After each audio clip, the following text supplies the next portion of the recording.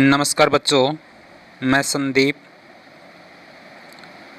Social science class में आपका स्वागत करता हूं। 8th क्लास का नागरिक शास्त्र का हमारा जो पहला चैप्टर की हमने शुरुआत की है, भारतीय संविधान। आज हम इसके जो है अभ्यास के प्रश्न हैं वो रीड करेंगे। हमारा पहला प्रश्न है, किसी लोकतांत्रिक देश को संविधान की ज़रूरत क्यों पड़ती है? लोकतांत्रिक यानी लोगों का शासन, तो वहाँ संविधान की ज़रूरत क्यों पड़ती है? लोकतांत्रिक देश को निम्नलिखित कारणों से संविधान की आवश्यकता पड़ती है।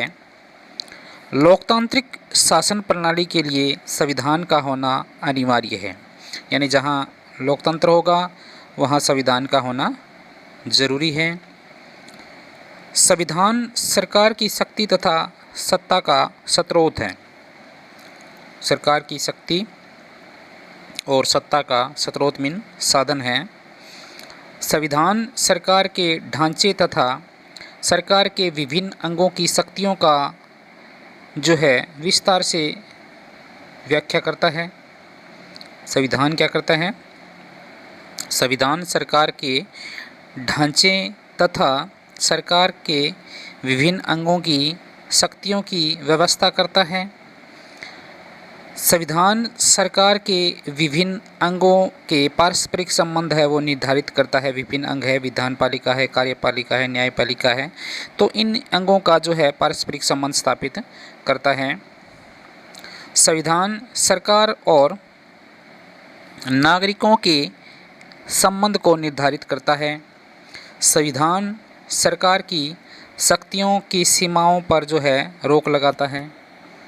सरकार की जो शक्तियां हैं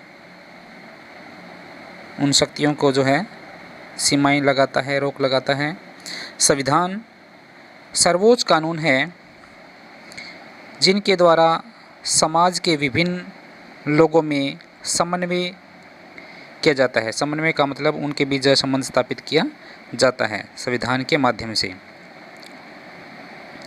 नेक्स्ट प्रश्न है हमारा, नीचे दिए गए दो दस्तावेजों के हिस्सों को देखिए। कॉलम 1 है वो 1990 के नेपाली संविधान का है, नेपाल का जो संविधान था, और दूसरा कॉलम है वो नेपाल के ताज़ा अंतरिम संविधान से लिया गया है। इससे पहले जो है 1990 के दौरान जो है राजा और रानी का शासन था, और 2007 में वहाँ पर जो है लोकतांत्रिक देश बन गया था। अनुच्छेद जो है 35 में कार्यकारी शक्तियाँ नेपाल अधिराज्य की कार्यकारी शक्तियाँ महामहिम नरेश का मतलब राजा और मंत्री परिषद में निहित होगी। और जब 2007 की बात करें तो नेपाल की कार्यकारी शक्तियां हैं वो मंत्रिमंडल में निहित होगी। नेपाल के कार्यकारी फैसले हैं वो प्रधानमंत्री के नाम से लिए जाएंगे। पहले राजा और रानी थे, अब जो है वहाँ पर प्रधानमंत्री होगा। नेपाल के दोनों संविधानों में कार्यकारी शक्तियों के उपयोग में क्या फ़र्क दिखाई देता है, ऊपर जो बताया गया आपको, इस बात को ध्यान में रखते हुए क्या आपको लगता है कि नेपाल को एक नए संविधान की ज़रूरत है तो क्यों है? 1990 के संविधान के अनुच्छेद 35 के अनुसार नेपाल में सभी कार्यकारी शक्तियां हैं वो पूर्ण रूप से नेपाल के राजा में निहित थी, यानी राजा के पास थी पूरी शक्तियां। राजा राज्य का अध्यक्ष होने के साथ साथ सरकार का भी अध्यक्ष था।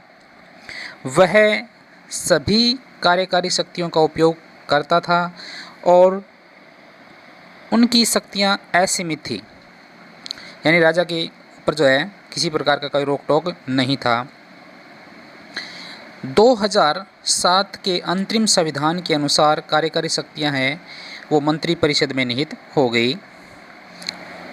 कार्यकारी शक्तियां और कार्य नेपाल के प्रधानमंत्री के नाम से संचित की जाती है।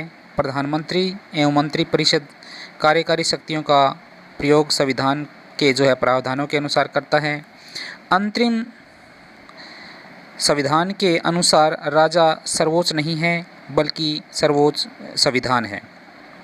वास्तव में